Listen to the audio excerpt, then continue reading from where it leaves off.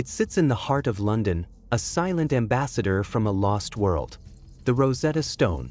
We all know the story, or at least the one we're usually told, that this slab of dark granodiorite was the key, the codebreaker's dream that unlocked the secrets of Egyptian hieroglyphs. And it's true. It gave us back a language that had been silent for 1,400 years. A monumental achievement. But what if I told you the most profound story of the Rosetta Stone isn't about the text we can read, but about the parts that are missing? This stone is a survivor, but it's incomplete. A fragment of a much larger story. And its broken edges ask a question we've been trying to answer ever since it was found. What did we lose? What secrets were written on those missing pieces? To find the answer, we have to go back to a moment of pure chance. It's 1799. Egypt. The air is thick with heat, dust, and the tension of Napoleon's campaign. This wasn't an archaeological expedition, it was a military one. French soldiers are working not with brushes and picks, but with shovels and brute force, strengthening the defenses of a dilapidated fortress. And then one of them strikes something. A heavy slab of stone, built right into an old wall. It was just rubble to them, a piece of some ancient, ruined building repurposed to stop a cannonball. But one man, an officer named Jean-François Bouchard, saw something more. He saw 3 scripts etched onto the same surface. He couldn't read them, no one could, not completely. But he understood what it meant. If each was a translation of the others, and one of them was ancient Greek, a language they did know, then this stone wasn't just a building block. It was a key. The discovery set the intellectual world on fire.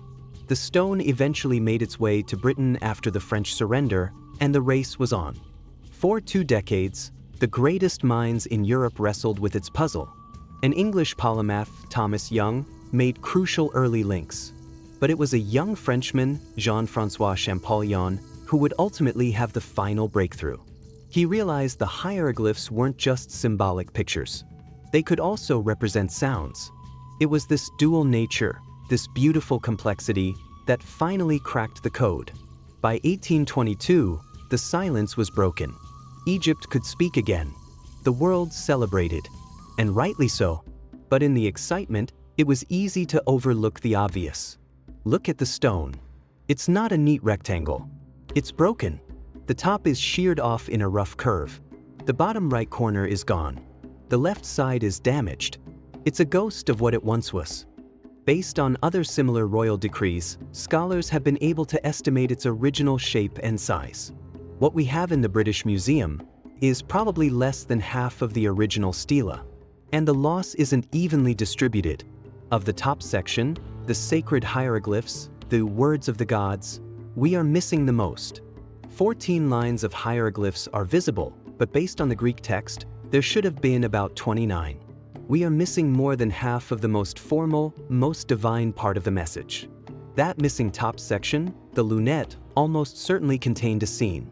It would have shown the king, Ptolemy V, standing before the gods of Egypt, perhaps Horus, Isis, and Osiris, receiving the symbols of his divine authority. The grand opening scene of this entire declaration, gone forever. Think about that. We have the what, but we're missing the why. We have the earthly decree, but we've lost the divine handshake that sanctified it. It's like finding a legal contract today, but the entire preamble, the mission statement that gives it all meaning, has been torn away. So what did the full text actually say? The part we have is a decree issued by a council of priests in Memphis in 196 BC. It's essentially a piece of royal propaganda, a thank you note to the young king, Ptolemy V, for his generosity to the temples. It lists his good deeds. He canceled debts, gave grants to the temples, ended forced enlistment for sailors, and brought peace to the land after a rebellion. In return, the priests pledged to erect a statue of him in every temple, to be worshipped daily, and to celebrate his birthday as a festival. But the missing hieroglyphic text would have been far more grandiose. It would have begun with the king's full titulary, his 5 official names, linking him to the gods and his divine ancestors. It would have been poetry, not prose. It would have set the stage, not with a list of deeds, but with a theological justification for his reign, framing him as the living embodiment of Horus on earth. And what about the bottom? The missing lines of the Greek text might seem less important, but they likely contained the practical instructions. They would have stated explicitly that this decree must be inscribed on a stela of hard stone in the 3 scripts and set up in temples of the 1st, 2nd, and 3rd class across all of Egypt. This tells us something incredible. The Rosetta Stone was never meant to be unique. It was one of many, a government memo distributed for all to see. The fact that this is the only one we've found makes its survival even more miraculous, and its incompleteness even more poignant. For 2 centuries, we have celebrated the Rosetta Stone for what it gave us: the ability to read a history that was once lost. But as I've spent more time with its story, I've come to believe its true lesson lies in what it doesn't have. The brokenness of the stone is a perfect metaphor for our relationship with the past. We can never know everything. History comes to us in fragments, in broken pieces, in biased accounts. We are always piecing it together, filling in the gaps with our best guesses, our most educated theories. We are all historical detectives, working with incomplete evidence. The stone also carries a modern story of fragmentation. Its home in London is a point of contention. Egypt has asked for its return, arguing it is a vital piece of their heritage, taken during a time of colonial occupation.